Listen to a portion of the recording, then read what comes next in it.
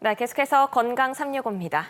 뼈에 구멍이 숭숭 뚫리는 골다공증, 그 자체로는 증상이 없지만 기침 같은 사소한 충격에도 척추 압박골절을 당할 수 있는데요. 일단 한 번 부러지면 연쇄 골절로 이어질 수 있어 위험합니다. 건강 365에서 확인하시죠. 살짝 미끄러졌는데 척추가 무너져 내립니다. 원인은 소리 없는 뼈도둑 골다공증. 약해질 대로 약해진 뼈는 사소한 충격에도 쉽게 부러지는데요.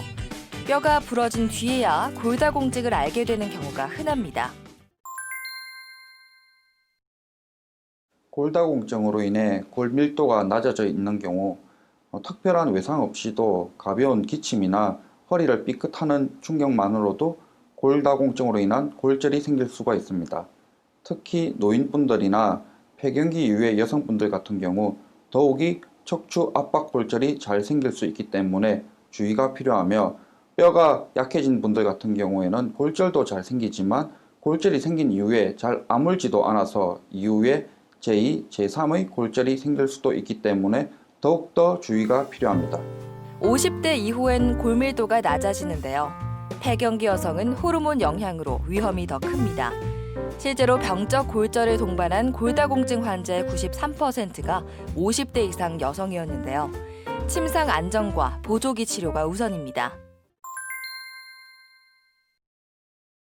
유산소 운동과 함께 우유 등으로 칼슘을 보충해 골다공증을 예방하는 게 가장 중요합니다.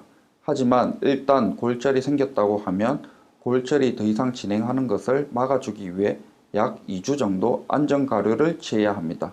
하지만 대부분의 골다공증 환자분들의 경우 뼈가 많이 약해져 있기 때문에 이러한 안정가류를 취했음에도 불구하고 골절이 진행하는 경우가 흔히 있습니다. 이러한 경우에는 골절된 뼈에 뼈 시멘트를 넣어주는 척추체 성형수를 시행하여 더 이상 골절이 진행하지 않도록 해주어야 합니다. 골다공증으로 이미 골절을 경험한 분들은 재골절의 위험이 높습니다. 2차 골절 예방을 위한 관리가 필요한데요. 사실 낙상 사고는 집안에서 많이 생깁니다.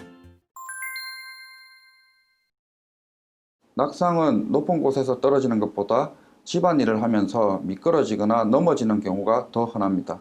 이를 막기 위해서는 목욕탕, 화장실의 습기를 제거하고 미끄럼 방지 슬리퍼나 깔판 등을 이용해 집 안에서 넘어지지 않도록 하는 것이 중요합니다. 그리고 집안일을 할 때 식탁이나 싱크대 모서리에 부딪히지 않도록 주의하셔야 합니다. 강한 외부 충격 없이도 척추 압박 골절을 일으키는 골다공증, 키가 4cm 이상 줄었거나 허리가 휘었다면 골밀도 검사를 받아보는 게 좋습니다. 건강 365였습니다.